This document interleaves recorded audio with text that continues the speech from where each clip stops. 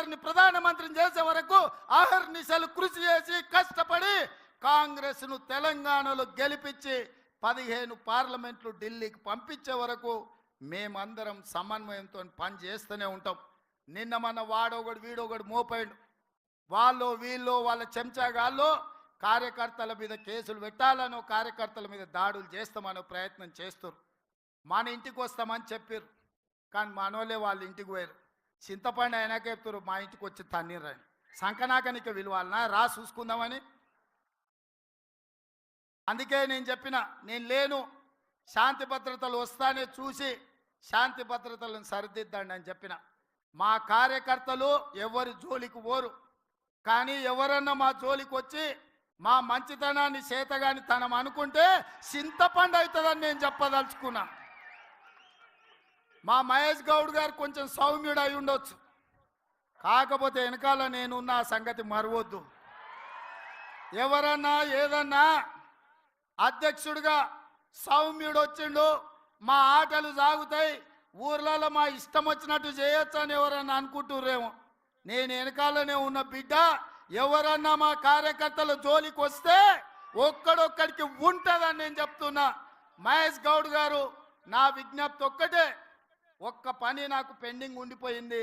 కార్యకర్తల ఎన్నికలు నేను చేయాల్సిన బాధ్యత ఈ లోపల మీకు వచ్చింది, అది మీ అదృష్టం.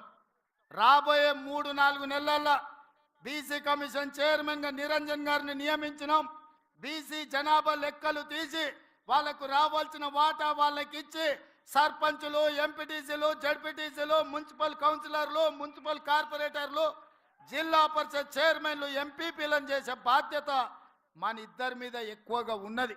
ముఖ్యమంత్రిగా నేను, పిసిసి అధ్యక్షుడిగా మీరు సమన్వయం చేయాలి. ఇప్పటి వరకు జరిగిన ఎన్నికలు, ఎమ్మెల్యేలు, ఎమ్మెల్సీలు, ఎంపీలు ఇవన్నీ నాయకులకు సంబంధించినవి.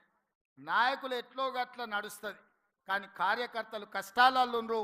ఆ కార్యకర్తల్ని గెలిపించి వాళ్ళని సర్పంచులుగా చేయాల్సింది, ఎంపీటీసీలుగా గెలిపించాల్సింది, జడ్పీటీసీ, ఎంపీపీ, జిల్లా పరిషత్తులు చేయాల్సిన బాధ్యత మన మీద ఉన్నది. అన్నిటికంటే గురుతరమైన బాధ్యత, బరువైన బాధ్యత ఇదే. ఈరోజు మీ భుజాల మీద అది ఉన్నది. అందరినీ సమన్వయం చేయండి. గ్రామ గ్రామాన కార్యకర్తలు జెండా మోచినోళ్లను అవసరమైతే ఊపిరైన వదిలిండ్రు, కానీ జెండాను వదలలేదు.